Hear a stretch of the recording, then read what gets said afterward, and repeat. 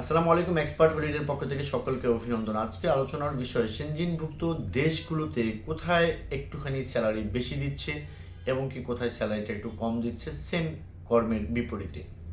তবে আলোচনার পূর্বে আন্তরিক রিকোয়েস্ট চ্যানেলটি সাবস্ক্রাইব করবেন পরবর্তী ভিডিওগুলো দেখার জন্য। এছাড়া আপনাদের যদি কোনো মূল্যবান মতামত থাকে চাইলে কমেন্টস বক্সে টাইপ করতে পারবেন। আমরা সময় সুযোগ বুঝে আপনাদেরকে বেস্ট অ্যান্সার দেওয়ার চেষ্টা করবো ইনশাআল্লাহ। বন্ধুরা, বাংলাদেশ থেকে বর্তমান সময়টাতে আপনারা অনেকেই আমাকে কল করে বিষয়টা জানতে চেয়েছেন। এটা জানতে চাওয়ার ভালো একটা রিজন আছে। রিজনটা হলো যে বাংলাদেশিরা অনেকে আছে সেনজিনভুক্ত ভিসা নিয়ে সেনজিন এরিয়াতে গিয়ে অনেকেই হয়তো ঘুরে আবার বাংলাদেশে ব্যাক করেন, কিন্তু আবার ম্যাক্সিমাম কিন্তু ওখানে স্টে করতে চান। আর যখন স্টের প্রসঙ্গটা চলে আসে তখনই কিন্তু কর্মের প্রসঙ্গটা চলে আসে, কারণ আপনি পৃথিবী যেখানেই যান না কেন কর্মের মধ্য দিয়ে আপনাকে লাইফটা কমপ্লিট করতে হবে। তো যাই হোক বন্ধুরা, সঙ্গত কারণে ভিডিওটা একটু ধৈর্য সহকারে দেখবেন। আশা করি মোটামুটি কিছু ইনফরমেশন আপনি পেয়ে যাবেন। বন্ধুরা, ইউরোপের সবগুলো দেশেই মোটামুটি ভালো স্যালারি, এটা হচ্ছে প্রথম কথা। আর দ্বিতীয় কথা হচ্ছে আপনার স্যালারিটা ডিপেন্ড করবে কিন্তু আপনার কর্মর এক্সপিরিয়েন্সের উপরে এবং কি আপনার সেখানে বৈধ না অবৈধ এই দুটো জিনিসের উপরে কিন্তু আসলে ডিপেন্ড করে। আর তৃতীয় ডিপেন্ড করে হচ্ছে আপনার বিভিন্ন দেশ বিভিন্ন রকমভাবে আপনাকে স্যালারিগুলো প্রোভাইড করে থাকে। কোথাও আপনি কাজ করলে হয়তো $10 কাজ করতে পারবেন এভরি আওয়ার, আবার সেম কাজটা কিন্তু কোথাও গেলে আপনাকে আবার $14 থেকে $15 পর্যন্ত পে করে থাকে, যে ডলার হিসাবে আমি আপনাকে বললাম।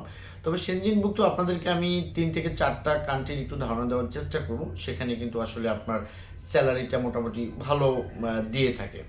তো যদিও সেই সমস্ত দেশগুলোতে বাংলাদেশিরা অনেকটা কম আছে, আবার অনেক দেশ আছে এরকম যে স্যালারিটাও যেরকম বেশি দিচ্ছে আবার কিন্তু আপনার ট্যাক্সটাও কিন্তু সেরকমভাবে মানে ওরা নিয়ে নিচ্ছে। তো যাই হোক বন্ধুরা, সেনজিনভুক্ত যে সমস্ত দেশ আছে আমি সর্বপ্রথম মানে একটু আলোচনার সম্মুখে রাখবো হচ্ছে লুক্সেমবার্গকে।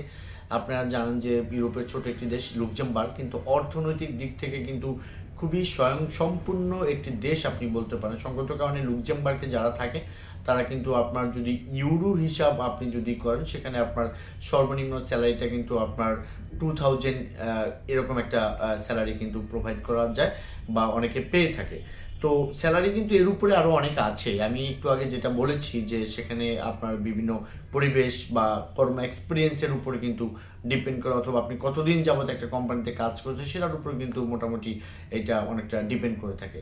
দ্বিতীয় যে দেশটাকে আমরা বলবো সেটা হচ্ছে যে আপনারা জানেন যে ইউরোপের মাঝখানে আরেকটা খুব সুন্দর দেশ আছে, যদিও সেখানে প্রচুর পরিমাণ মানুষ থাকে না, কিন্তু এই বর্তমান সমসাময়িক সময়টাতে কিন্তু সেখানে কিছু লোক আছে তারা কিন্তু ভালো একটা স্যালারি পাচ্ছে। সেই দেশটির নাম হচ্ছে সুইজারল্যান্ড।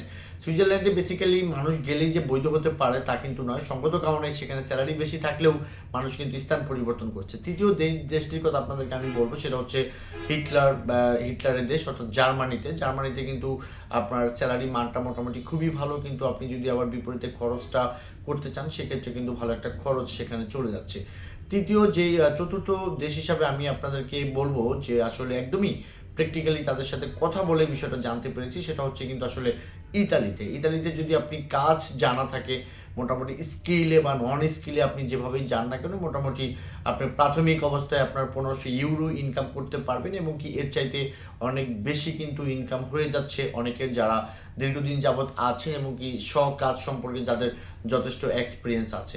তো যাই হোক বন্ধুরা, এই 4টা দেশ ছাড়া কিন্তু সবগুলো দেশে আপনার মোটামুটি ভালো স্যালারি প্রোভাইড করে থাকে। যেমন আপনি ফ্রান্স ধরতে পারেন, আইসল্যান্ড, তারপর হচ্ছে ফিনল্যান্ডে মানসম্মত স্যালারি, নরওয়েতে আছে, অনেকগুলো দেশ আছে। তো যাই হোক বন্ধুরা, আমি ভিডিওর শেষে আবারও আপনাদেরকে একটু বলার চেষ্টা করি স্যালারিটা কিন্তু ডিপেন্ড করে বেসিক্যালি আপনার কন্ডিশনের উপরে।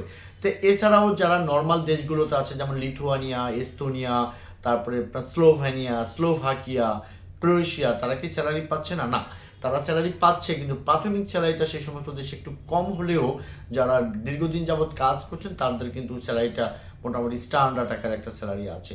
তো সকলে ভালো থাকবেন, সকলে সুস্বাস্থ্য কামনা করি। আসসালামু আলাইকুম।